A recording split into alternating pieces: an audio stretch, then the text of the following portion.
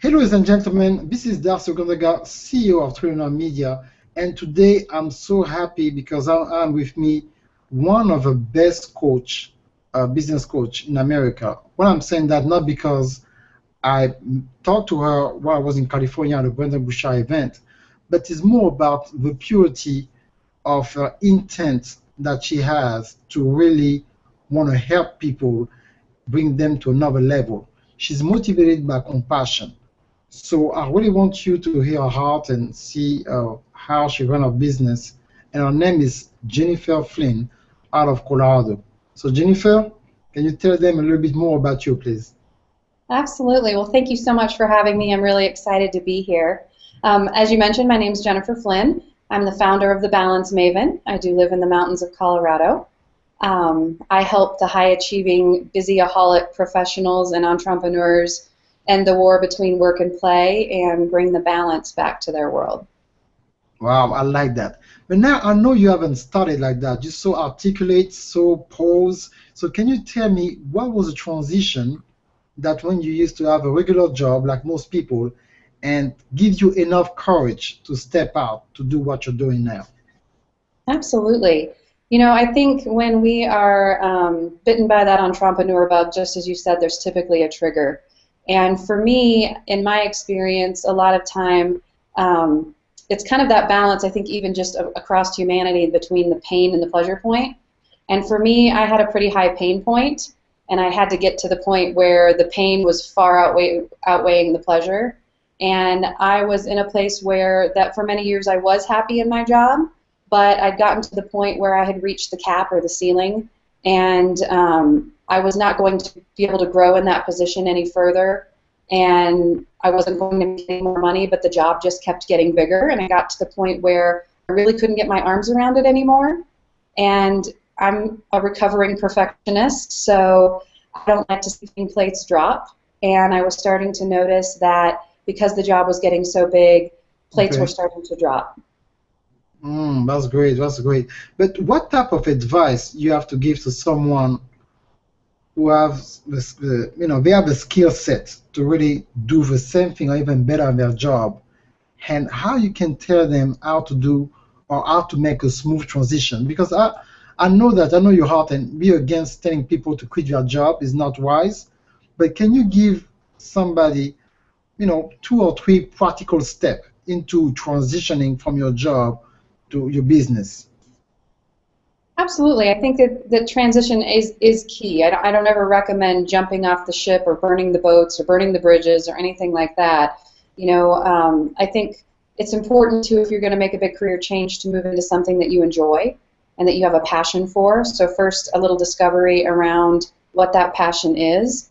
And then while it can be somewhat intense during that transition period, I certainly recommend embarking on that journey part way, and in your weekend time, your evening time or whatnot, be practicing in that arena so that you can build up a foundation that allows you to make that transition, from a fiscal standpoint, being able to support yourself so that the bottom doesn't fall out and then you end up spiraling into fear and you can't stay in that place of passion and moving towards your true purpose.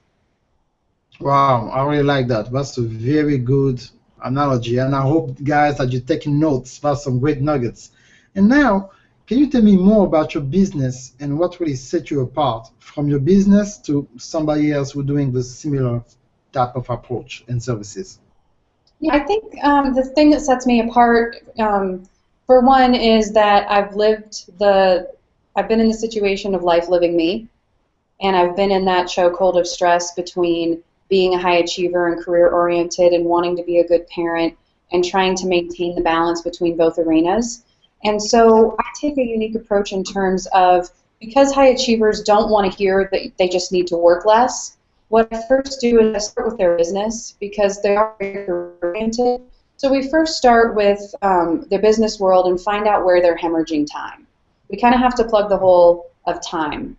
And we do that with streamlining for efficiency, finding out what is taking all of the time, putting into place some systems and business strategies to free up some white space so they can get some time back. It might be delegating. It might be simply implementing a system. It might be outsourcing, strategizing, marketing, things like that. And then once we have that white space and they've got some of their freedom back and they can be home, it's kind of that's a whole different set of challenges, because now that they've got that free space and they can be home, they can't still, in many cases, really be fully present because they're worrying about what they should be doing or what they ought to be doing at work, because they've been conditioned for that state of busy. So then it becomes about, you know, how to maintain good relationships, being present with your family, shutting off the voices, you know, whatever those things are, to recondition the neural pathways and the mindset to be able to let go of some of that work-related stress and just, you know, be a human being instead of a human doing. Wow, I like that. Can you repeat that about human being and human doing? I love it. Can you break it down a little bit more? I think, you know, high achievers particularly, we get stuck in that trap of being the human doing. We have to do everything. We have to always be go, go, go, and idle actually gives us stress. And it really should be the other way around, that when we're, you know, go, go, going all the time, that should create the stress. We get so conditioned to that state of being that it becomes our normal. So we need to be a human being, and we need to be present, and we need to manage our pace, not the human doing. Because if we were human doings, that's what they would call us, not human beings, right? Yes. So we need to be a little more comfortable in that state of being. Wow, I love it. I love it. It's so great. So, I mean, you just share so many great nuggets. So if somebody want to hire you as a coach or really get more of those type of nuggets, or, you know, more direction from their life, how they can reach out to you, and what is the best way for them to connect with you? The best way to connect with me is through my website, which is thebalancemaven.com. When you go to the website, on the homepage, there is a free toolkit that's a balance assessment toolkit. And it's a great way to assess where you are in your season of life and your season of business, and kind of get some perspective on whether or not you do have a life that's out of balance. And with that, you can get a complimentary get acquainted call where we can see, you know, where things are in terms of challenges for you, and see if I can help. You can also reach out through your favorite social media link that you can also find on my website through Facebook, Twitter, or I'm also on the Life Coach Radio Network's page as well. Okay. Thank you so much, Jennifer, for your time. It was great talking to you, since I spoke to you about 2 weeks ago in California. And thank you so much for those valuable lessons.